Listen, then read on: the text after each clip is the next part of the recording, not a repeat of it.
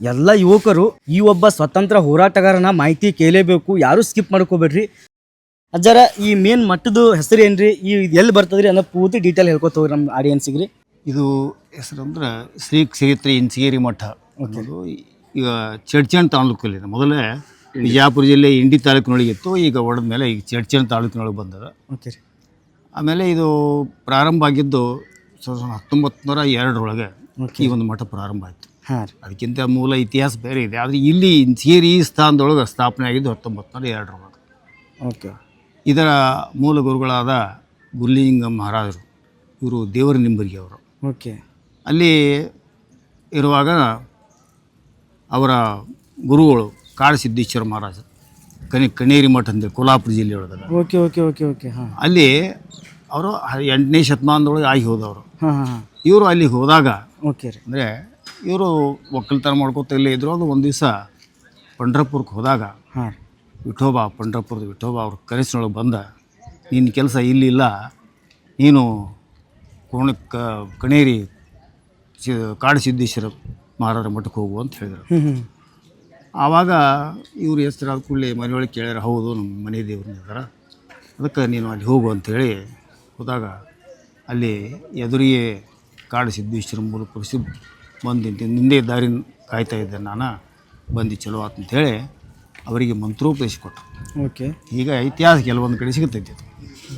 ಆಗ ಅವರು ಅವ್ರ ಕಡೆಯಿಂದ ಮಂತ್ರೋಪದೇಶ ತೊಗೊಂಡು ಬಂದ ಇಲ್ಲಿ ದೇವರ ನಿಂಬರಿಗೊಳಗೆ ತಮ್ಮ ಒಕ್ಕಲ್ತನ ಮಾಡ್ಕೋತಾ ಇವರು ಧ್ಯಾನ ವಗೇರೆ ಮಾಡ್ತಿದ್ರು. ಒಂದು ನಿಮಿಷ ರೀ ಸರ್, ಇವಾಗ ನೀವು ಹೇಳ್ತಾ ಇರೋದು ಈ ಮಹಾದೇವನಂದ ಮೊದಲಿಂದ ಇಂಚಗೇರಿ ಸಂಪ್ರದಾಯದ ಗುರುಗಳ ಪರಂಪರೆ ಹೇಳ್ತೀನಿ. Okay okay okay okay okay. ಅದಕ್ಕೆ ಸರ್ ನಾನು ಕನ್ಫ್ಯೂಸ್ ಆಗತ್ತೆ. ಇಲ್ಲ, ಯಾಕಂದ್ರೆ ಇದು ಆಮೇಲೆ ಇದು. ಹಾಂ. Okay okay okay sir. ಆಮೇಲೆ ಅವರು ಗುರುಗಳು ಗುರುಗಳು ಉಪದೇಶ ಕೊಟ್ಟ ಮೇಲೆ ಇಲ್ಲಿ ತಮ್ಮ ಜಮೀನಿಗೆ ನೋಡ್ಕೊಂಡು ಮಾಡ್ತಾರೆ. ಆದರೆ ಅದರಿಂದ ಏಕಾಗ್ರತೆ ಸಿಗೋದಿಲ್ಲ ಅಂಥೇಳಿ ಕುರಿಗಳನ್ನು ಸಾಕಿ. ಇಲ್ಲ ಸರ್, ನೀವು ಕಣ್ಣೇರಿ ಮಠ ಅಲ್ಲಿಂದ ಹೇಳ್ತಾ ಇದ್ದೀರಿ. ಕಣ್ಣೇರಿ ಮಠದಿಂದ ಅವರು ಗುರುಗಳನ್ನು ಮಂತ್ರೋಪದೇಶ ತಗೊಂಡ ಅವರು, ಇಲ್ಲ ನೀವು ಇದನ್ನು ಧ್ಯಾನ ಮಾಡ್ಕೋತ ಹೋಗ್ರಿ ಅಂತ ಹೇಳಿದಾಗ ಇಲ್ಲಿ ಬಂದರು ದೇವ್ರ ನಿಂಬರಿಗೆ. ದೇವ್ರ ನಿಂಬರಿಗೆ ಬಂದು ಇಲ್ಲಿ ಕುರಿಗಳನ್ನು ಕಾಯ್ಕೋತ ಹೋದ್ರೆ ಅಡಿಯೊಳಗೆ ಇರ್ತೀನಿ ನಾನು, ಅದನ್ನು ಬಿಟ್ಟು ಧ್ಯಾನಕ್ಕೆ ಅನುಕೂಲ ಆಗ್ತ ತಿಳ್ಕೊಂಡು ಅವರು ಧ್ಯಾನ ಮಾಡುವುದು ಕುರಿ ಕಾಯ್ಕೋತ ಇರ್ತಿದ್ರು. ಮುಂದೆ ಕೆಲವೊಂದು ದಿವಸದಿಂದ ಅವರ ವಿಚಾರಗಳನ್ನು ಜನರಿಗೆ ತಿಳಿಸ್ಬೇಕಂತ ಹೇಳಿ ಬಲಭೀಮನ ಗುಡಿ ಅಂತದೆ ದೇವರ ನಿಂಬರಿಗಳು, ಅಲ್ಲಿ ಜನರಿಗೆ ತಿಳುವಳಿಕೆ ಹೇಳೋದು, ಆಧ್ಯಾತ್ಮ ಬಗ್ಗೆ ವಿಚಾರ ಹೇಳೋದು, ಹೀಗೆ ಮಾಡ್ತಾ ಇರುವಾಗ ರಘುನಾಥ್ ಪ್ರಿಯ ಮಹಾರಾಜರು ಅಂತೇಳಿ, ಆಮೇಲೆ ಭಾವುಸಾಹೇಬ್ ಮಹಾರಾಜರು ಅಂತೇಳಿ, ಇವರೆಲ್ಲ ಅವ್ರ ಶಿಷ್ಯರಾಗ್ತಾರೆ. ಭಾವುಸಾಹೇಬ್ ಮಹಾರಾಜನ ಮದಿಯ ಪ್ರಸಿದ್ಧ ದೇಶಪಾಂಡೆ ಅಂತವ್ರು, ಆಗರ್ಭ ಶ್ರೀಮಂತರು. ಆದರೆ ಅವರು ಅಲ್ಲಿ ಹನುಮಂತನ ಗುಡಿಗೆ ನಡ್ಕೊಳ್ಳೋದು ನೋಡಿ ಆ ರಘುನಾಥ್ ಪ್ರಿಯ ಮಹಾರಾಜರು ಅವ್ರನ್ನ ಕರ್ಕೊಂಡು ಹೋಗಿ ಗುರುಲಿಂಗಂ ಮಹಾರಾಜರ ಕಡೆಯಿಂದ ಉಪದೇಶ ಕೊಟ್ಟರು. ಗುರುಲಿಂಗಂ ಅದೇ ದೇವರ ನಿಂಬರಿಗೆ ಅವ್ರು ಏನು ಆಧ್ಯಾತ್ಮ ಸಾಧನೆ ಮಾಡಿದ್ರಲ್ಲ ಅವ್ರ ಹೆಸರು ಗುರುಲಿಂಗಂ ಮಹಾರಾಜ. ಆಮೇಲೆ ಅವರು ಅಲ್ಲಿ ಇದ್ದ ಪ್ರವಚನ, ದಾಸಬೋಧ ಇವೆಲ್ಲ ನಡೀತಿದ್ದು. ಆಮೇಲೆ ಮುಂದೆ ಅವರು 1885 ಅವ್ರು ದೇಹ ಬಿಟ್ಟರು. ಅಲ್ಲಿ 1885 ಗುರುಲಿಂಗಂ ಮಹಾರಾಜರು ಅಲ್ಲಿ ಅವರು ಅಲ್ಲಿ ಮಾಡಿದ್ರು ಸಮಾಧಿ. ಆದರೆ ಕೆಲವೊಂದು ಕಾರಣಗಳಿಂದ ಅಲ್ಲಿ ಸರಿ ಕಾಣಲಿಲ್ಲ ಅದು ಅಂಥೇಳಿ ಭಾವುಸಾಹೇಬ್ ಮಹಾರಾಜರು 1902 ಅಲ್ಲಿ ಅಸ್ಥಿಗಳನ್ನ ತಂದು ಇಲ್ಲಿ ಸ್ಥಾಪನೆ ಮಾಡಿದ್ರು. 1902 ಅಲ್ಲಿ ಅಸ್ಥಿ ತಂದು ಇಲ್ಲಿ ಸ್ಥಾಪನೆ ಮಾಡಿ. ಎಲ್ಲಿ ಅಂದ್ರೆ ಇದು ಹಿಂದ್ಗಡೆ ಮೊದಲು ಗುರುಲಿಂಗಂ ಮಹಾರಾಜ ಗುಡಿ ಅಂತದಲ್ಲ, ಅಲ್ಲಿ ಸ್ಥಾಪನೆ ಮಾಡಿದ್ರು. Okay sir. ಆಮೇಲೆ ಮುಂದೆ ಅದನ್ನು ಬೆಳೀತಾ ಅಲ್ಲಿ ಇಲ್ಲೇ ನಿತ್ಯ ನೇಮ ಕಾರ್ಯಕ್ರಮ ನಡೆಯುವುದು. ಆದರೆ ಗುಡಿ ಇರಲಿಲ್ಲ. ಈ ಒಂದು ಅಸ್ಥಿ ಯಾರು ಪೂಜೆ ಮಾಡ್ತಿದ್ರು ಸರ್ ಅವಾಗ? ಭಾವುಸಾಹೇಬ್ ಮಹಾರಾಜರು. ಭಾವುಸಾಹೇಬ್ ಮಹಾರಾಜರು ಅವರ ನೇತೃತ್ವದೊಳಗೆ ನಡೆಯುತ್ತಿಲ್ಲ. ಅಂದ್ರೆ ಅವರೇ ಸ್ಥಾಪನೆ ಮಾಡಿದ್ರು ಬಂದು. ಆಮೇಲೆ ಅವರ ಶಿಷ್ಯರು ಅನೇಕರು ಇದಾರೆ. ಅಂದ್ರೆ ಜಮಖಂಡಿ ಗಿರಿಮಲೇಶ್ವರ ಮಹಾರಾಜರು, ಅಂಬುರಾವ್ ಮಹಾರಾಜರು, ಆಮೇಲೆ ಸಿದ್ದರಾಮೇಶ್ವರ ಮಹಾರಾಜರು, ಇವೆಲ್ಲ ಆಮೇಲೆ ಆಧಾರದವರು. ಮೊದಲೇ ಅಂಬುರಾವ್ ಮಹಾರಾಜರು ಇದ್ರು. ಆಮೇಲೆ ಸಿದ್ಧಲಿಂಗಯ್ಯ ಸ್ವಾಮಿಗಳು ಕನ್ನೂರ, ಆಮೇಲೆ ಭಾವುಸಾಹೇಬ್ ಮಹಾರಾಜರ ಶಿಷ್ಯರು ಅಂದ್ರೆ ಇವರೆಲ್ಲ ಇನ್ನೂ ಸಾಕಷ್ಟು ಜನ ಆದ್ರೆ ಆಮೇಲೆ ಆಗ ಆ ಸ್ಥಾಪನೆ ಮಾಡಿ ಆಮೇಲೆ ಅವರು ಗಿರಿಮಲೇಶ್ವರ ಮಹಾರಾಜರು, ಇವರು ಭಾವುಸಾಹೇಬ್ ಮಹಾರಾಜ ಶಿಷ್ಯರೇ. ಆಮೇಲೆ ಅವರು ಏನು ಮಾಡಿದ್ರು, ಸ್ಥಾಪನೆ ಮಾಡಿದ ಮೇಲೆ ಅದು ಸಾಧಾರಣವಾದಂಥದ್ದು ಅಷ್ಟೇ ಕಟ್ಟಿಬಿಟ್ಟಿದ್ರು. ಆದರೆ ಅವ್ರ ಶಿಷ್ಯರು ಗಿರಿಮಲೇಶ್ವರ ಮಹಾರಾಜ ದೊಡ್ಡ ವ್ಯಾಪಾರಿಗಳು, ಜಮಖಂಡಿ ಅವ್ರು ಗಿರಿಮಲೇಶ್ವರ ಮಹಾರಾಜರು. ಅವ್ರು ಏನು ಮಾಡಿದ್ರು, ಗುಡಿ ಏನು ದೊಡ್ಡ ಕಟ್ಸ್ಬೇಕು ಅಂತಂದ್ರೆ ಗುರುಗಳು ಏನು ಹೇಳೋಲ್ರು ಅಂತ ಹೇಳ್ಕೊಳ್ಳಿ ಅವ್ರಾಗಿ ಕೇಳಿದ್ರು. ಇಲ್ಲ ಕಟ್ಸ್ಬಿಡು ನಮ್ದೇನು ತಕರ ಇಲ್ಲ ಅಂತ ಹೇಳಿ ಅಂದ್ಕೊಂಡು ಇಡೀ ದೇವಸ್ಥಾನ ಗಿರಿಮಲ್ಲೇಶ್ವರ ಮಹಾರಾಜರು ಕಟ್ಸಿದ್ರು. Okay okay. ಆಮೇಲೆ ಮುಂದೆ 1914 ಬಹುಸಾಹೇಬ್ ಮಹಾರಾಜ ದೇಹ ತ್ಯಾಗ ಮಾಡಿದ್ರು. ಅಲ್ಲೇ ಅವ್ರದ್ದು ಇದು ಸ್ಥಾಪನೆ ಮಾಡಿದ್ರು. ಅದೇ ಗಿರುಲಿಂಗ ಮಹಾರಾಜ ಗುಡಿ ಎದುರಿಗೇನೆ ಬಹುಸಾಹೇಬ್ ಮಹಾರಾಜರ ಅಸ್ಥಿ ಸ್ಥಾಪನೆ ಮಾಡಿದ್ರು. ಅದು ಸಂಪೂರ್ಣ ಗುಡಿ ಗಿರಿಮಲ್ಲೇಶ್ವರ ಮಹಾರಾಜ ಕಟ್ಟಿಸಿದ್ರು. ಈಗ ನೀವು ಹೇಳ್ತಾ ಇರೋದು ಸ್ವತಂತ್ರ ಸಿಗೋಕ್ಕಿಂತ ಮುಂಚೆ 1883 ಹೇಳಿದ್ನ, 82 ಇದು 1902 1914 ಇದನ್ನ ಹೇಳ್ತಾ ಇದ್ದೀನಿ. Okay okay okay. ಅಂದ್ರೆ ನಿಮ್ಗೆ ಗುರುಗಳ ಮಾಧವಾನಂದ ಪ್ರಭುಗಳ ಮೊದಲಿನಿಂದ ಏನು ಇತಿಹಾಸ ಅದ ಅನ್ನೋದು ಬೇಕಿಲ್ಲ. ಓಕೆ ಹೌದು ಹೌದು ಹೌದು. Okay sir. ಆಮೇಲೆ 1914 ದೇಹ ತ್ಯಾಗ ಮಾಡೋದು. ದೇಹ ತ್ಯಾಗ ಅಲ್ಲಿ ಒಂದು ಗುಡಿ ಆಯ್ತು 1914 ಬಹುಸಾಹೇಬ್ ಮಹಾರಾಜ್. ಆಮೇಲೆ ಅವರ ಶಿಷ್ಯರ ಗಿರಿಮಲ್ಲೇಶ್ವರ ಮಹಾರಾಜರನ್ನೆಲ್ಲ ಇಲ್ಲಿ ಆಶ್ರಮ ನಡೆಸ್ಕೊಂಡು ಹೋಗೋದು ಹೋಗೋದು ಎಲ್ಲ ಮಾಡಿದೆ. ಅವ್ರ ಶಿಷ್ಯರ ಅಂತ ಅಂಬುರಾವ್ ಮಹಾರಾಜರು, ಸಿದ್ದರಾಮೇಶ್ವರ ಮಹಾರಾಜರು, ಇದು ಶಿವಲಿಂಗೇಶ್ವರ ಮಹಾರಾಜರು, ಆಮೇಲೆ ನಿಂಬಾಳ ಗುರುದೇವ್ರ ಅನಡೆಯವರು, ಈ ಅನೇಕ ರಾಮಚಂದ್ರರಾವ್ ಮಹಾರಾಜರಂತೇಳಿ, ರಾಮರಾವ್ ಮಹಾರಾಜರಂತೇಳಿ, ಜೊತೆಯ ಶಿವಲಿಂಗ ಭಕ್ಕ ಅಂತೇಳಿ ಈಗ 9 ಜನ ಶಿಷ್ಯರು. ನರಸಿಂಹೇಶ್ವರ ಮಹಾರಾಜರು 9 ಜನ ಶಿಷ್ಯರಿದ್ರು. ಅವರು ಪ್ರಮುಖವಾದಂಥದ್ದು. ಅವರು ಎಲ್ಲ ಇದನ್ನೆಲ್ಲ ನೋಡ್ಕೊಂಡು ಹೋಗಿ ಗಿರಿಮಲ್ಲೇಶ್ವರ ಮಹಾರಾಜರ ಆಶ್ರಮ ನೋಡ್ಕೋತಿದ್ರು. ಆಮೇಲೆ ಕೆಲವೊಂದು ಕಡೆ ಅದು ವ್ಯಾಪಕ ಮಾಡೋದು ಅಂದರೆ ಇದನ್ನ ಭಕ್ತಿ ಪ್ರಚಾರ ಸಲುವಾಗಿ ಬೇರೆ ಬೇರೆ ಕಡೆ ಆಶ್ರಮಗಳನ್ನ ಸ್ಥಾಪನೆ ಮಾಡಿದ್ರು. ಸಿದ್ದೇಶ್ವರರು, ನಿಂಬಾಳಕ ಗುರುದೇವ್ರ ರಾಂಡೆಯವರು ಹೀಗೆಲ್ಲ ಮಾಡಿದ್ರು. ಗಿರಿಮಲ್ಲೇಶ್ವರ ಮಹಾರಾಜರು ಇದನ್ನು ನಡೆಸ್ಕೊಂಡು ಹೋಗ್ತಾ ಇದ್ರು. Okay sir. ಓಕೆ. ಆಮೇಲೆ ಗಿರಿಮಲ್ಲೇಶ್ವರ ಮಹಾರಾಜರು 1934 ದೇಹ ಬಿಟ್ಟರು. 1934 ಇವ್ರ ದೇಹ ಬಿಟ್ಟು. ಓಕೆ. ಇವ್ರ ಶಿಷ್ಯರು ಏನದಲ್ಲ ಶಿವಪ್ರಭು ಮಹಾರಾಜರು ಅಂದರೆ ಮಾಧವಾನಂದ ಪ್ರಭುಗಳ ತಂದೆಯವರು. ಆಮೇಲೆ ಅವರೇ ಗಿರಿಮಲ್ಲೇಶ್ವರ ಮಹಾರಾಜ ಶಿಷ್ಯರು. ಇವರು ಮತ್ತೆ ಸಂಗೈ ಸ್ವಾಮಿ ಹಿಪ್ಪರಿ ಜಮಖಂಡಿ ತಾಲೂಕು ಹಿಪ್ಪರಿ ಇದಲ್ಲ, ಅವರು ಗಿರಿಮಲ್ಲೇಶ್ವರ ಮಹಾರಾಜ ಶಿಷ್ಯರು. ಆಮೇಲೆ ಮಹಾರಾಷ್ಟ್ರದೊಳಗೆ ಬಾಳಕೃಷ್ಣ ಮಹಾರಾಜರು, ಪುಂಡ್ರಾಮ್ ಮಹಾರಾಜರು, ಔಜಿಕರ ಮಹಾರಾಜರು, ಹೀಗೆ ಅನೇಕ ಜನ ಶಿಷ್ಯರದ. ಆಮೇಲೆ ಕಲ್ಮೇಶ್ವರ ಮಹಾರಾಜ ಅಂತೇಳಿ ಇವರು ಆಶ್ರಮಗಳು ಮಹಾರಾಷ್ಟ್ರ, ಕರ್ನಾಟಕ ಇವ್ರ ಶಿಷ್ಯರೆಲ್ಲ ಪಸರಿಸಿದ್ರು. ಅಂದ್ರೆ ಗಿರಿಮಲ್ಲೇಶ್ವರ ಮಹಾರಾಜರು ಎಲ್ಲ ಕಡೆ ಭಕ್ತಿ ಪ್ರಚಾರ ಮಾಡಿದ್ರು. Okay okay. ಎಲ್ಲ ಕಡೆ ಹರಕೊಂಡ್ರು, ಎಲ್ಲ ಊರುಗಳಲ್ಲಿ, ಎಲ್ಲ ಡಿಸ್ಟ್ರಿಕ್ಟ್ ಎಲ್ಲ. ಆಮೇಲೆ ಇದು ಕೇವಲ ನಮ್ಮ ಕರ್ನಾಟಕ ಮಹಾರಾಷ್ಟ್ರ ಅಲ್ಲ, ಉತ್ತರ ಪ್ರದೇಶ ಒಳಗೆ ಆಗ್ರಾಕ್ಕೊಂದು ಮಠ ಅದ, ಮುಂಬೈ ಒಳಗೆ 17 ಬ್ರಾಂಚಸ್ ಅದಾವ. ಓಕೆ. ಆಮೇಲೆ ಯಾವ್ದ್ರಿ ಭೀಮಾಶಂಕರ್ ಇದು ಅಂದ್ರೆ ಬೇರೆ ಬೇರೆ ಎಲ್ಲ ಕಡೆ ಗೋವಾಕ್ ಅದ, ಈಗ ಎಲ್ಲ ಕಡೆ ಬ್ರಾಂಚಸ್ ಅದಾವ. ಈ ಒಂದು ಪ್ರೇಮಾನಂದ ಮಾಧವಾನಂದ. ಆಮೇಲೆ ಇವರು ಮಾಧವಾನಂದ ಪ್ರಭುಗಳು ಗಿರಿಮಲ್ಲೇಶ್ವರ ಮಹಾರಾಜ ಶಿಷ್ಯರು. ಗಿರಿಮಲ್ಲೇಶ್ವರ ಮಹಾರಾಜರ ಶಿಷ್ಯರು ಇವರು. ಓಕೆ. ಇವ್ರು ಎಷ್ಟರೊಳಗೆ ಬಂದರು? ಇವರು 1915 ಇವ್ರ ಜನ್ಮ ಆಗಿತ್ತು ಹುಬ್ಬಳ್ಳಿ ಒಳಗೆ. 15 ಓಕೆ.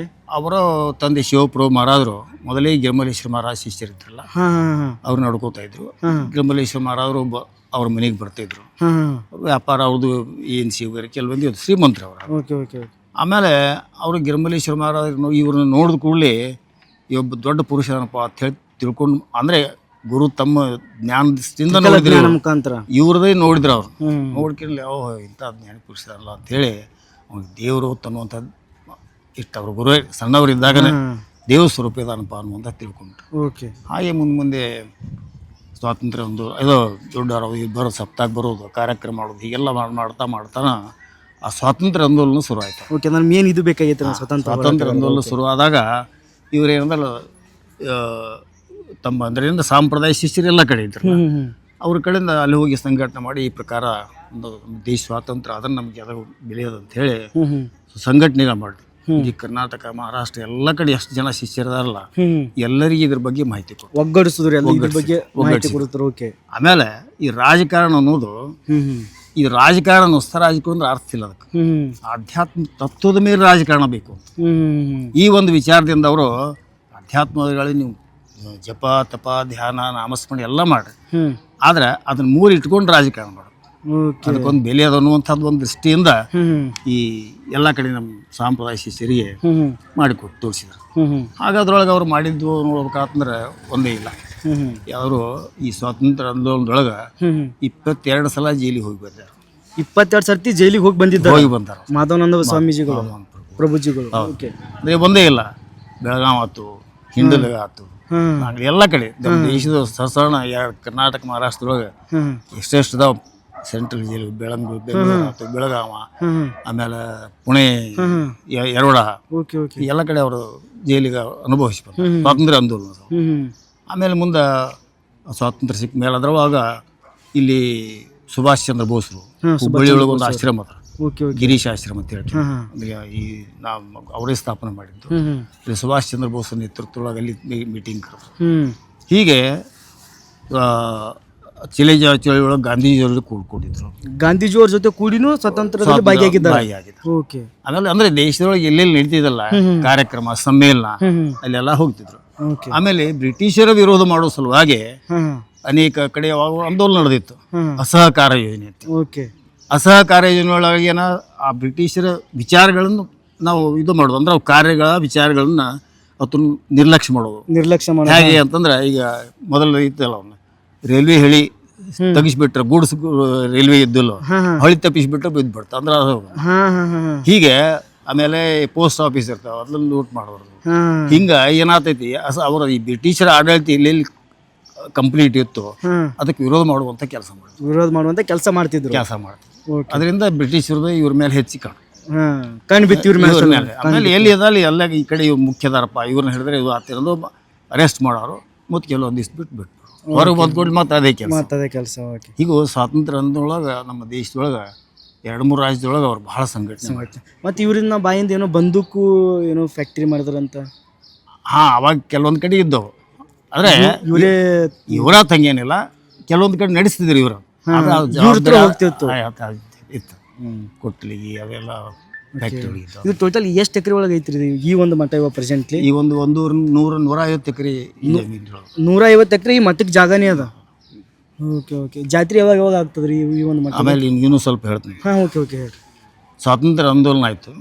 ಸ್ವಾತಂತ್ರ್ಯ ಸಿಕ್ಕ ಮೇಲೆ ಈ ರಾಜ ಮಹಾರಾಜರು ಕೆಲವೊಂದು ಕಡೆ ಸಂಸ್ಥಾನವನ್ನು ಉಳಿಸ್ಕೊಂಡಿದ್ರು. ಬ್ರಿಟಿಷರು ಬಿಟ್ಟು ಹೋಗಿದ್ರು ಕೂಡ ನಮ್ಮ ಸ್ವತಂತ್ರ ಸಂಸ್ಥಾನ ನಮ್ದು ಬೇಕು, ನಾವು ಈ ಏನ ಆಡಳಿತ ಬತ್ತ ಹೊಸದಾಗಿ ಅವ್ರ ಕಡೆ ನಾವು ಸಿಗೋದಿಲ್ಲ ಅಂತ ಹೇಳಿ ಹೈದರಾಬಾದ್ ನಿಜಾಮ್ ಸ್ಟೇಟ್ ಇತ್ತಲ್ಲ ಅವ್ರು ಸ್ವತಂತ್ರ ಉಳಿತಂದ್ರು. ಕಾಶ್ಮೀರ ಆಗಿತ್ತು ಮೊದಲ, ಅದು ಸ್ವತಂತ್ರ ತಿಳ್ಕಿಂದ ಸಂಸ್ಥಾನ ಇತ್ತು. ಅದು ಕೆಲವೇ ದಿವಸದೊಳಗೆ ಒಂದು 8 ದಿವಸದೊಳಗೆ ಅದು ತಗೊಂಡ್ಬಿಟ್ರ. ಅಂದ್ರೆ ಏನ ಅಲ್ಲಿ ಪಾಕಿಸ್ತಾನದ ದಾಳಿಗೆ ಮಾತ್ಕೊಳ್ಳಿ ಅವ್ರು ಅಂದು ಇದ್ರೊಳಗೆ ವಿಲೀನ ಆಗಿಬಿಟ್ರು. ಆದರೆ ಹೈದರಾಬಾದ್ ವಿಲೀನ, ಆಮೇಲೆ ಜತ್ ಸಂಸ್ಥಾನ ಇವೆಲ್ಲ ಸ್ವಲ್ಪ ಸ್ವತಂತ್ರವಾಗಿ ಉಳಿಬೇಕು ಪ್ರಯತ್ನ ಮಾಡೋದು.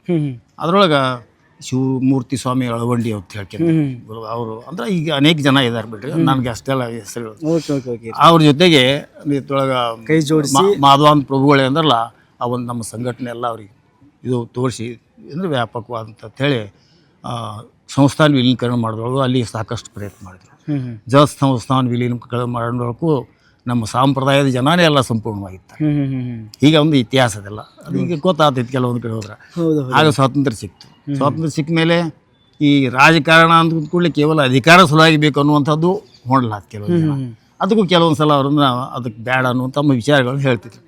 ಹೀಗೆ ಆಧ್ಯಾತ್ಮ ಜೊತೆಗೆ ದೇಶ ಸೇವೆ, ರಾಜಕಾರಣ, ಜನಸೇವೆ ಇವೆಲ್ಲಗಳನ್ನು ಅವರು ಸಂಪೂರ್ಣ ಮಾಡ್ಕೊಂಡು ಅಷ್ಟೇ ಅಲ್ಲದೆ ಸ್ವಾತಂತ್ರ್ಯ ಸಿಕ್ಕ ಮೇಲೆ ಈ ರಾಜಕಾರಣಿನ ಕೆಲವು ಮುಖ್ಯ ಉಪಯೋಗ ಆಗ್ಬಿಡ್ತು. ಆಗ ಗಾಂಧಿ ವಿಚಾರಗಳನ್ನು ವಿನೋಬಾ ವಿಚಾರಗಳನ್ನ ಎಲ್ಲಿ ವಿಚಾರ ಮಾಡೋದೇ ಇಲ್ಲ.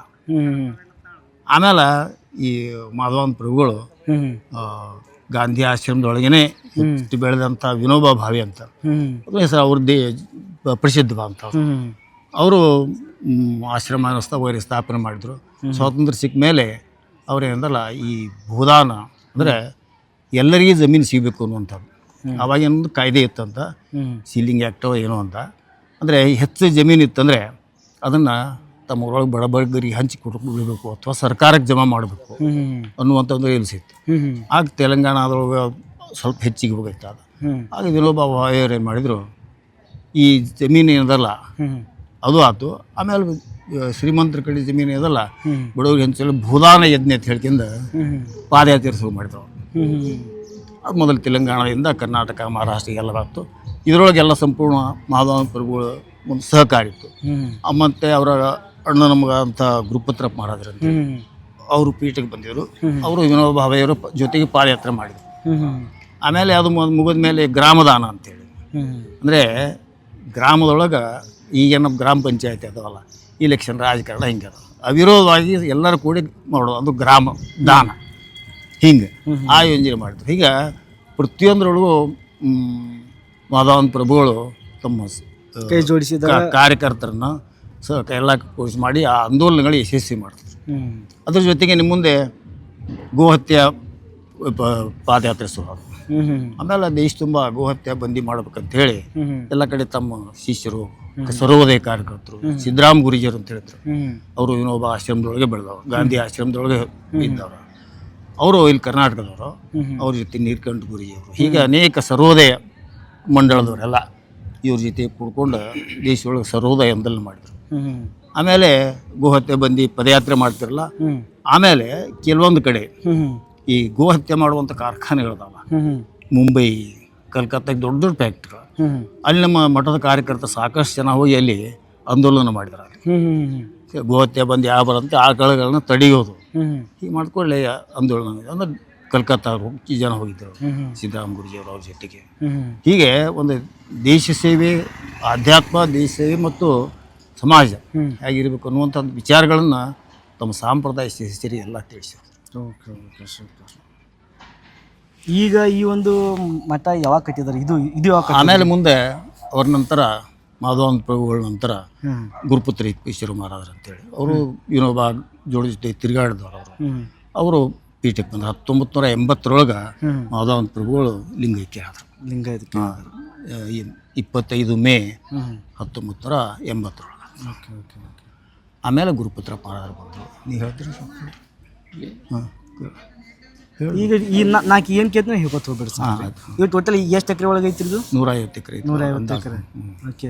ಈ ಒಂದು ಮಾಧವಾನಂದ ಪ್ರಭುಗಳು ಯಾವಾಗ ಲಿಂಗೈಕ್ಯರಾದ್ರಿ? 1980 25 ಮೇ. 25 ಮೇ. ಈ ಜಾತ್ರೆ ಟೈಮಿಗೆ ಎಷ್ಟು ಜನ ಇಲ್ಲಿ ಕಲೆಕ್ಟ್ ಆಗ್ತಾರೆ? ಎಷ್ಟು ಜನ ಬರ್ತಾರೆ? ಇಲ್ಲಿ ಜಾತ್ರೆ ಅಂತಂದ್ರೆ ವರ್ಷದೊಳಗೆ 4-5 ಸಲ ಆಗ್ತಾರೆ. ಹಾಂ ರೀ. ಅದು ಚೈತ್ರ ಅಂದ್ಕೊಳ್ಳೆ, ಅದು ಮೂಲ ಗುರುಲಿಂಗಂಗ ಮಹಾರಾಜರು ಪುಣ್ಯತಿಥಿ, ಅದು ಚೈತ್ರದೊಳಗಿರ್ತದ್ರೆ.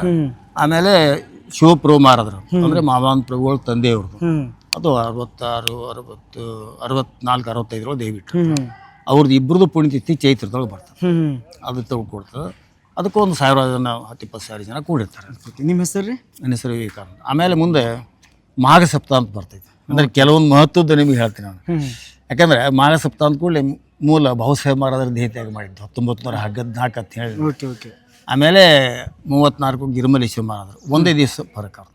20 ವರ್ಷ ಇದ್ದರೂ ತೃತೀಯ ಮತ್ತು ಚತುರ್ಥಿ ಈ ದಿವಸ ಮಾಘ ಸಪ್ತಾಹ ಅಂತೇಳಿ ದೊಡ್ಡ ಪ್ರಮಾಣದಾಗ ಮಾಡ್ತಾರೆ. ಅದರ ನಂತರ ಈ ಗುರುಪುತ್ರ ಮಹಾರಾಜರು ಎಲ್ಲದರೊಳಗೆ ಕೂಡಿಕೊಂಡು ಬರ್ತಾರೆ. ಆಮೇಲೆ ಮುಂದೆ ಶ್ರಾವಣದೊಳಗೆ 1 ತಿಂಗಳು ಸಂಪೂರ್ಣ ಮೌನ ಆಚರಣೆ ಇರ್ತೈತಿ. ಮುಂಜಾನೆ 4ರಿಂದ 11ರವರೆಗೆ ಧ್ಯಾನ ಯೋಗ ಇರ್ತೈತಿ, ಮೌನಾಚರಣೆ ಆವಾಗ. ಆಮೇಲೆ ಭಜನೆ ವಗೈರೆ 11ರ ತನಕ ಕಾರ್ಯಕ್ರಮ ಇರ್ತೈತಿ. ಶ್ರಾವಣ 1 ತಿಂಗಳು ಪೌರ್ಣ ಇರ್ತೈತಿ. ಆಮೇಲೆ ಮಾಧವಾನ್ ಪ್ರಭುಗಳು ಏನು 1987 ದೇಹತ್ಯಾಗ ಮಾಡಿದ್ರಲ್ಲ, ಅದು ಮಾರ್ಗಶೀರ್ಷದೊಳಗೆ ಬರ್ತೈತಿ. ಅಂದರೆ ಮಾರ್ಗಶೀರ್ಷ ಶುದ್ಧ ಏಕಾದಶಿ ಅವ್ರ ದೇಹ ಬಿಟ್ಟದ್ದು ಅದೊಂದು. ಹೀಗೆ ಒಂದು 4-5-6 ಸಪ್ತಾಹಗಳು ದೊಡ್ಡ ಇರ್ತಾವೆ. ಅದ್ರಾಗ ಮಾಘ ಸಪ್ತಾಹ ಮಾಧವಾನ್ ಪ್ರಭು ಲಕ್ಷಗಟ್ಟಲೆ ಜನ ಸೇರ್ತಾರೆ. ಓಕೆ. ಥ್ಯಾಂಕ್ ಯು ರಜ. ಥ್ಯಾಂಕ್ ಯು ರೀ, ಒಳ್ಳೆ ಮಾಹಿತಿ ಕೊಟ್ಟಿರಿ, ಖುಷಿ ಆಯ್ತು ರೀ. ಸದ್ಗುರು ಸಮರ್ಥ ಮಾಧವಾನಂದ ಪ್ರಭುಜಿಯವರು ಗಿರಿಮಲ್ಲೇಶ್ವರ ಮಹಾರಾಜ್ ಶಿಷ್ಯರು. ಅವರು ಬಾಲ ಬ್ರಹ್ಮಚಾರಿಗಳಿದ್ದು ಅವರು ಆತ್ಮಜ್ಞಾನಿ ಪುರುಷ ಅನ್ನುವಂಥ ಮಾತನ್ನು ಅವ್ರು ಗಿರಿಮಲ್ಲೇಶ್ವರ ಮಹಾರಾಜ್ ಸ್ವತಃ ಹೇಳಿದರು. ಒಮ್ಮೆ ಹುಬ್ಬಳ್ಳಿಯಿಂದ ಇಲ್ಲಿ ತನಕ ಬಂದಿರಿ ಜನ, ಒಂದು ಶ್ವಾಸ ಬಿಡದ ಯಾರು ಧ್ಯಾನ ಮಾಡ್ಕೊತ ಬಂದಿರಿ, ಒಂದು ದಿವ್ಸಕ್ಕೆ 21,600 ಶ್ವಾಸ ಬರ್ತಾವ, ಅದ್ರೊಳಗೆ ಒಂದೂ ಶ್ವಾಸ ಬಿಡದ ಯಾರು ಧ್ಯಾನ ಮಾಡ್ಕೊತ ಬಂದಿರಿ ಎದ್ನಿಲ್ಲ ಅಂತ ಹೇಳಿ ಹೇಳಿದ್ರು. ಯಾರೂ ಹೇಳಲಿಲ್ಲ. ದೇವ್ರು ಸಣ್ಣವ್ರಿದ್ರು, ಎದ್ದು ನಿಂತರು. ಅಲ್ಲಿದಾನ ನೋಡಪ್ಪ ಅವ್ನು ದೇವ್ರು ನೋಡತ್ ಹೇಳಿದ್ರು ಅವ್ರು. ಅದು ಅಂಥ ಅವರು ಈ ಅವತಾರ ಕಾರ್ಯ, ಇದು ಅವತಾರಿ ಪುರುಷರು. ಯಾಕಂದ್ರೆ ಅವರು ಒಮ್ಮೆ ಶಂಕರ್ ಅಂಥೇಳಿ ಮಮದಾಪುರದವ್ರೊಬ್ಬರು ಮಿಲಿಟ್ರಿ ಕ್ಯಾಪ್ಟನ್, ಅವ್ರಿಗೆ ದೇವ್ರು 5 ವರ್ಷದವ್ರದಾಗ ಉಪದೇಶ ಕೊಟ್ಟಿದ್ರು. ಅವರು ಒಂದು ಇದನ್ನು ಕೇಳಿದ್ರು, ಅವ್ರನ್ನ ಪ್ರಶ್ನೆ ಕೇಳಿ ಪತ್ರ ಬರ್ ಉಳ್ಕಿದ್ದಕ್ಕೆಲ್ಲ ಮಠ ಅತ್ತಾರ ಪಂತ ಅತ್ತಾರ, ಇದಕ್ಕೆ ಇಂಚಿಗೇರಿ ಸಾಂಪ್ರದಾಯ ಅತ್ತಾರ ಯಾಕೆ ಅತ್ತಾರಿ ದೇವ್ರ ಅಂತ ನಾವು ಪತ್ರ ಬರೆದ್ರ ಮಿಲಿಟ್ರಿ ಕ್ಯಾಪ್ಟನ್.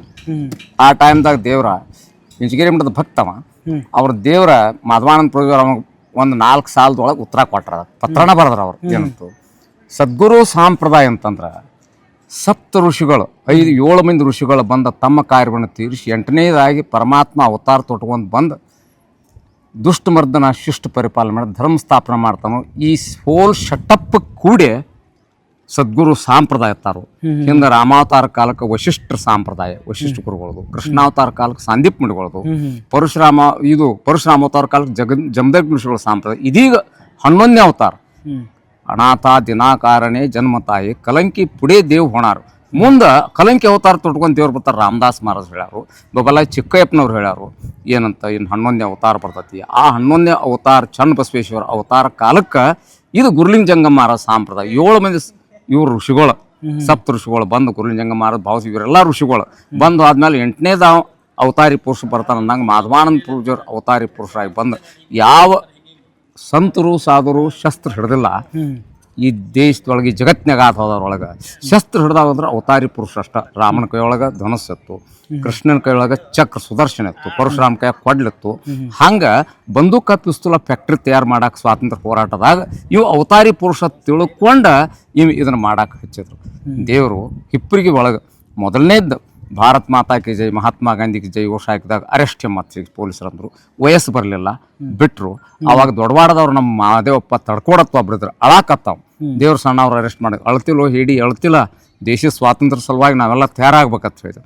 ಹಾಗೆಲ್ಲ ತಯಾರು ಮಾಡಿಕೊಂಡು ಇದು ಹರಿಪುರ ಕಾಂಗ್ರೆಸ್ ಅಧಿವೇಶನಕ್ಕೆ ಹೋದ್ರ ದೇವರು. ಹರಿಪುರ ಕಾಂಗ್ರೆಸ್ ಅಧಿವೇಶನಕ್ಕೆ ಹೋದಾಗ ಅವ್ರ ಜೋಡಿ ಶಿರಟ್ಟಿ ಮಠ ಅಂತ ಹೇಳಿ ಗಿರಿಮಲೇಶ್ವರ ಮಹಾರಾಜ್ ಶಿಷ್ಯರು ದೇವ್ರಿಗೆ ಸಾಲಿ ಕಲಿಸಿದ ಮಾಸ್ತರ್ ಇದ್ರು. ಅವ್ರ ಜೋಡಿ ದೇವ್ರ ಸಣ್ಣವ್ರನ್ನು ಹೋಗಿ ಅಲ್ಲಿ ಒಂದು ಟೆಂಟಿಂದ ಒಂದು ಟೆಂಟಿಗೆ ಕಾಂಗ್ರೆಸ್ ಇವರೇನು ಬಂದಿರೋ ಲೀಡರ್ಸು ತಿರುಗಾಡೋರು.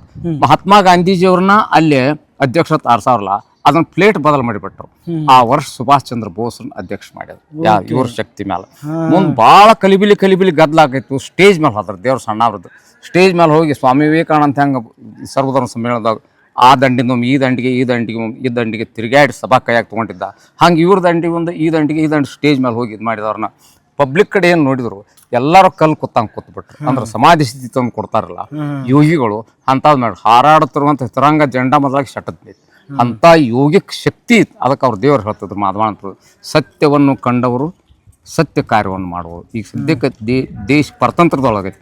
ಮಹಾತ್ಮ ಗಾಂಧೀಜಿಯವರು ತೊಗೊಂಡದ್ದು ನಿರ್ಣಯ ಕರೆಕ್ಟ್ ಐತಿ. ಅದಕ್ಕೆ ಇಂಚಗೇರಿ ಸಂಪ್ರದಾಯದ ಎಲ್ಲ ಶಿಷ್ಯರು ನಾವು ಇವತ್ತು ಜೈಲ್ವಾಸ ಆಯ್ತು. ಎಲ್ಲರಿಗೂ ಸಾಕಷ್ಟು ಮಂದಿಗೆ ಜೈಲ್ವಾಸ ಆಯ್ತು, ಬೇಕಾದ ತ್ರಾಸ ಆಯ್ತು. ಎಲ್ಲ ಮಾಡಿ ಕಡಿಕ ಹೋರಾಟ ಮಾಡಿ ದೇಶಕ್ಕೆ ಸ್ವಾತಂತ್ರ್ಯ ತಂದು ಕೊಟ್ಟರು. ಆಮೇಲೆ ಅವ್ರೇನು ರಾಜಕೀಯವಾಗಿ ಸಂತ್ರಸ್ತರಾದರು, ದೇಶಕ್ಕೆ ಸ್ವಾತಂತ್ರ್ಯ ಸಿಕ್ತು. ಆದ್ರೆ ಇವೆಲ್ಲ ಹೊಲ ಮನೆ ಕಳ್ಕೊಂಡಿದ್ರು ಅದ್ರ ಓಡಾಡೋರು. ಇಲ್ಲಿ ಊಟಕ್ಕೆ ಬೇಕು ಅವ್ರಿಗೆ ಅಂದವ್ರನ್ನ ಇಲ್ಲಿ ಮಠದಾಗ ಒಕ್ಕಲ್ತನ ಅವಾಗ ಚಾಲು ಮಾಡಿರ್ದೇವ್ರು. ಒಕ್ಕಲ್ತನ ಚಾಲು ಮಾಡಿ ಇಲ್ಲೆಲ್ಲ ನೂರಾರು ದೇವ್ರ ಕೊಂಡ ತೊಗೊಂಡು ಮೊದಲು ಇದಕ್ಕೆ ದಾನವಾಗಿ ಸಿಕ್ಕಿದ್ದು 2 ಎಕರೆ ಜಮೀನು ಅಷ್ಟೇ. ಇಲ್ಲಿ ಅಣ್ಣಾರಾಯ ಕುಲಕರ್ಣಿ ಕೊಟ್ಟರು, ಅಲ್ಲಿ ಬಾಬಾಸಾಹೇಬ್ ಗುಡಿ ಆಯ್ತು. ಇದನ್ನೆಲ್ಲ ಕೊಂಡ ತೊಗೊಂಡವ್ರು ಗಿರಿಮಲ್ಲೇಶ್ವರ ಮಹಾರಾಜರು ಮತ್ತು ದೇವರು. ಒಕ್ಕಲ್ತನ ಪೂರ್ಣ ಚಾಲು ಮಾಡಿದವರು ಮಾಧವಾನಂದ ಪ್ರಭು. ಸ್ವತಃ ನೇಗಲ ಹಿಡಿದ ಕೇಸಿನ ಹೊಲದಾಗ ಒಕ್ಕಲ್ತನ ಮಾಡಿದ್ರು. ಈಗಿದ್ದು ಗುರುಗಳು ಬಂದಾಗ ನೇಗಲ ಹೊಡೆದ್ರು. ಎಲ್ಲ ಗುರುಗಳು ಏನೈತಿ ಇಲ್ಲಿ ಮಾಧವಾನಂದ ಪ್ರಭು ಹಿಡ್ಕೊಂಡು ಎಲ್ಲರೂ ಒಕ್ಕಲ್ತನ ಮಾಡಿದವರು. ಮೊದಲು ಒಕ್ಕಲ್ತನ ಆರೋಗ್ಯಕ್ಕಾಗಿ ಒಕ್ಕಲ್ತನ, ಆತ್ಮಜ್ಞಾನಕ್ಕಾಗಿ ಧ್ಯಾನ ಯೋಗ, ಪರಮಾತ್ಮ ಸಾಕ್ಷಾತ್ಕಾರಕ್ಕಾಗಿ. ಅವ್ರು ವಿವೇಕಾನಂದ ಹೇಳಿದಂಗೆ ಪ್ರತಿಯೊಬ್ಬರಿಗೂ ಇವು ಮೊದಲಾಗಿ ಯಾರು ಚಾಣಕ್ಯ ಮುನಿ ಮೊದಲಾಗಿ ಚಂದ್ರಗುಪ್ತನಲ್ಲಿ ಯಾರು ರೂಲಿಂಗ್ ಮಾಡಬೇಕಪ್ಪ ಅಂತಂದ್ರೆ ಒಬ್ಬ ತತ್ವಜ್ಞಾನಿ ಆತ್ಮಜ್ಞಾನಿ ಪುರುಷ ಅಂತಾವು ಮಾಡಬೇಕು. ಉಳ್ಕಿದವ್ರು ಮಾಡಕ್ಕೆ ಹೋದ್ರೆ ಸ್ವಾರ್ಥ ಬರ್ತಾರೆ, ಮತ್ತೊಂದು ಆಕೈತಿ ಮುಗ್ದೊಂದು. ಅದಕ್ಕೆ ಆತ್ಮಜ್ಞಾನವನ್ನು ಪ್ರತಿಯೊಬ್ಬರು ತಿಳಿ ಶಿವಶರಣ ಸಾಮ್ರಾಜ್ಯ ಸ್ಥಾಪನಾ ಮಾಡೋದು ಇವ್ರ ಗುರಿ. 12ನೇ ಶತಮಾನದೊಳಗೆ ಬಸವಣ್ಣವ್ರ ಕಾಲಕ್ಕೆ ಎಲ್ಲ ಪ್ರತಿಯೊಬ್ಬರು ದುಡಿಬೇಕು, ಪ್ರತಿಯೊಬ್ಬರು ತಿನ್ನಬೇಕು, ನೀತಿ ಧರ್ಮ ಹಿಡಿದು ನಡಿಬೇಕು, ಅದರ ಜೋಡಿ ಭಕ್ತಿ ಮಾಡಿ ಜೀವನ ಮುಕ್ತಿ ಪಡಿಬೇಕು, ಅಂದ್ರೆ ಪರಮಾತ್ಮ ಸಾಕ್ಷಾತ್ಕಾರ ಮಾಡ್ಕೋಬೇಕು. ಇಷ್ಟೆಲ್ಲ ಸೆಟಪ್ ಸಲುವಾಗಿ ಇಂಚಗೇರಿ ಸಂಪ್ರದಾಯ ಇಲ್ಲಿ ಬಂದಂಥವ್ರಿಗೆ ಸಾಧನ ಮಾಡೋರಿಗೆ ಅನ್ನ ಊಟ ವಸ್ತಿ ಎಲ್ಲ ಇಲ್ಲಿ ಕೊಡ್ತಾರೆ. ಯಾರು ಬೇಕಾದ್ರೆ ಸಾಧನೆ ಮಾಡಿ ಶ್ರಾವಣದಾಗ ಮಾಡ್ಬೋದು, ಈಗ ಮಾಡ್ಬೋದು, ಬೇಕಾದಾಗ ಮಾಡ್ಬೋದು. ಅಂಥ ಒಂದು ಕ್ಷೇತ್ರ ಇರ್ತೈತಿ. ಅವ್ರು ಭಾವಸಾಹೇಬ್ ಮಹಾರಾಜರು ಹೇಳಿದಂಥ ವಾಣಿ ಅಂತಂದ್ರೆ, ಈ ಮಠದ ಮೇಲಿನ ಗಾಳಿ ಹಿಮಾಲಯದೊಳಗೆ ಹೆಂಗೆ ಪುಣ್ಯ ಗಾಳಿ ಐತಿ ಅಂಥದ್ದು ಇಲ್ಲಿ ತಪಸ್ವಿಗಳು ತಪಸ್ಸರಿ ಮಾಡಿದಂಥದ್ದು ಪುಣ್ಯ ಗಾಳಿ ಐತಿ. ಆ ಗಾಳಿ ನಿಮಗೆ ಬಡದ್ರೆ ನೀವು ಜೀವನ ಮುಕ್ತ ಇರ್ತೀವಿ. ಮಾಧವಾನಂದ ಪುರಾಣದಾಗ ಹೇಳೋದು ಮಾತು ನಾವು ಪ್ರತ್ಯಕ್ಷ ಕೇಳಿದ್ವಿ. ಅಂಥ ಒಂದು ಪುಣ್ಯ ಸ್ಥಾನ ಇದೈತಿ. ಇಲ್ಲಿ ಬಂದು ಇದರಿಂದ ನಾಳೆ ಇದು ಭಾಳ ಏಳಿಗೆ ಆಕೈತಿ. ಈ ವರ್ಷ ಸಾಧಾರಣವಾಗಿ 2.5 ಲಕ್ಷ ಮೇಲೆ ಜನ ಕೊಡ್ತೀರಿ ಮಾಘ ಸಪ್ತಾಹದಾಗ ಮಾಡಿ 19ರಿಂದ 22 ತಾರೀಕು ತನಕ. ಈಗ ಪ್ರತಿಯೊಬ್ಬರಿಗೆ ಬಂದವ್ರಿಗೆಲ್ಲ ಅನ್ನ ನೀರು ಕೊಟ್ಟು ಊಟ ಕೊಟ್ಟು ಇಲ್ಲೇನು ಆಧ್ಯಾತ್ಮದ ಒಂದು ಪ್ರವಚನ, ಪುರಾಣ ಪ್ರವಚನ ಮುಖಾಂತರವಾಗಿ ಪ್ರತಿಯೊಬ್ಬರು ಭಕ್ತಿ ಮಾರ್ಗ ಹತ್ತಲಿ, ಭಕ್ತಿ ಮಾಡಿ ಮುಕ್ತ ಆಗಲಿ ಅನ್ನುವಂಥದ್ದು. ಯಾಕಂದ್ರೆ ನೈತಿಕತೆ ಅನ್ನುವಂಥ ಭಾಳ ಶ್ರೇಷ್ಠವಾದಂಥದ್ದು. ನೈತಿಕ ಸಮಾಜ ಅಂದ್ರೆ ಇದು ಧಾರ್ಮಿಕತೆ, ನೈತಿಕತೆ ಇವನ್ನೆಲ್ಲ ಬೆಳೆಸ್ಕೊಡುವಂಥದ್ದು ಯಾವುದೈತಿ. ಇವರು ಹಂಗೆ ಬಿಡಂದ್ರೆ ಯಾರು ಬಿಡಂಗಿಲ್ಲ. ಒಬ್ಬೊಬ್ಬ ಜ್ಞಾನಿಗಳ ಕಡೆ ಶಕ್ತಿ ಇರ್ತೈತಿ. ವಾಲ್ಯಾಕೊಳ್ಳಿ ಬೇಡ ಅಂತ ಹಿಂದೆ ಹೇಳ್ತಾರಲ್ಲ, ಅಂಥವನು ವಾಲ್ಮೀಕಿ ಋಷಿ ಮಾಡಿದವನು ನಾರದ ಮುನಿ. ಅವನು ನೋಡಿ ಸ್ವಾಮಿ ವಿವೇಕಾನಂದರು ಮಾಡಿದಂಥ ಕಾರ್ಯ ಇದನ್ನು ಜಗತ್ತಿಗೆ ಸಾರಾಕ ಇವು ಯೋಗ್ಯದ ಅನ್ನೋದು ರಾಮಕೃಷ್ಣ ಪರಮಹಂಸ ಕಂಡು ಹಿಡಿದು ಅವನ ಶಕ್ತಿ. ಹಂಗೆ ಗಿರಿಮಲ್ಲೇಶ್ವರ ಮಹಾರಾಜರು ನಾಳೆ ಜಗತ್ತಿಗೆ ಇದನ್ನೆಲ್ಲ ಬೋಧನೆ ಮಾಡುವಂತೆ ತಿಳಿಯುವಂಥವು ನೀವು ಮಾಧವಾನಂದ ಪ್ರಭುಜಿದ ಅಂತ ಅವ್ರಿಗೆ ಶಕ್ತಿ ಕೊಟ್ಟು ಮಾಡಕ್ಕೆ ಹಚ್ಚಿರು. ಅದಕ್ಕೆ ವಿದೇಶದಿಂದ ಈ ಮೊದಲಾಗಿ ಭಕ್ತರು ಬರ್ತಾರೆ. ಸ್ವಿಟ್ಜರ್ಲ್ಯಾಂಡ್, ನಾರ್ವೆ, ರಷ್ಯಾ, ಇದು ಅಮೇರಿಕಾ, ಎಲ್ಲ ಕಡೆಯಿಂದ ಫ್ರಾನ್ಸ, ಎಲ್ಲ ಕಡೆಯಿಂದ ಬಂದು ನಾವೇನು ಇಲ್ಲಿ ಮರಾಠಿ ಒಳಗೆ ನಮ್ಮ ಭಜನೆ ಆಯ್ತು. ಕೆಲವೊಂದು ಕನ್ನಡದಾಗ ಹೇಚಿದಾನ್ ದೇಗಾದೇವ ಅವರೆಲ್ಲ ಭಾಷಾದಾಗ ಹೆಚ್ಚಿ ಆ ಪುಸ್ತಕ ಮೊದಲಾಗಿ ನಾವು ಅವ್ರ ಪ್ರತಿಯೊಂದು ಈ ನಿತ್ಯ ಉಪಾಸನ ಮಾಡ್ಕೊಂಡು ಅವರೆಲ್ಲ ಭಕ್ತಿ ಮಾಡಕ್ಕೆ ಕರ್ಮಯೋಗ, ಧ್ಯಾನ ಯೋಗ ಅದನ್ನೆಲ್ಲ ಈಗ ಗುರುಗಳು ಏನು ಹೇಳ್ಯಾರು ಅದು ನಾಳೆ ವಿಶ್ವಕ್ಕೆ ಎಲ್ಲ ಇದು ಪ್ರಸಾರ ಆಗ್ತೈತಿ. ಗುರುಲಿಂಗ ಜಂಗಮ ಮಹಾರಾಜ ಗದ್ದಿ ಜಗತ್ತಿನ ತುಂಬ ಗದ್ದಿಗೆ ಆಕೈತಿ. ಎಲ್ಲರೂ ಈ ಗುರುಭಕ್ತಿ ಮಾಡಿ ನಾಳೆ ಇಂಥ ಶಿವಶರಣ ಸಾಮ್ರಾಜ್ಯ ಧರ್ಮ ಸ್ಥಾಪನಾ ಆಕ್ಕೈತಿ ಅನ್ನುವಂಥ ಮಾತನ್ನು ಮಾಧವಾನಂದ ಪ್ರಭು ಹೇಳಿದರು. ಈ ಕ್ಷೇತ್ರದಿಂದ ಈ ಗುರುವಿನಿಂದ ಆಗ್ತೈತಿ ಅನ್ನುವಂಥ ಮಾತು ಹೇಳಿದಾರೆ. ಅದರೊಳಗೆ ಯಾರಿಗೂ ಹೇಳಷ್ಟು ಸಂಶಯದಲ್ಲಿ ಈ ಮಾಟದ ಈ ಸಾಂಪ್ರದಾಯದ ಭಕ್ತರಿಗೆ ಮಾತ್ರ ಅದು ಮಾಡೇ ತೀರ್ತಾರೆ ಗುರುಗಳು. ಅಂತ ಸಮರ್ಥ ಪ್ರತಿ ಸೃಷ್ಟಿ ಮಾಡುವಂಥ ಸಾಮರ್ಥ್ಯ ಇರುತ್ತೆ ಆ ಗುರುಗಳ ಕಡೆ.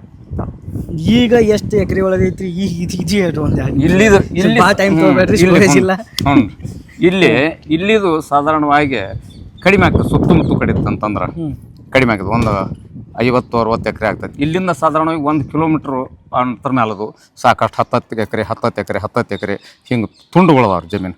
ಒಂದೇ ಕಡೆ ಎಲ್ಲ ಇಲ್ರಿ. ಒಂದೇ ಕಡೆ ಇದ್ದುದ್ರ ಹೆಚ್ಚು ಇಲ್ಲೇ ರೀ. ಇಲ್ಲಿ ಹೆಚ್ಚೈತ್ರಿ.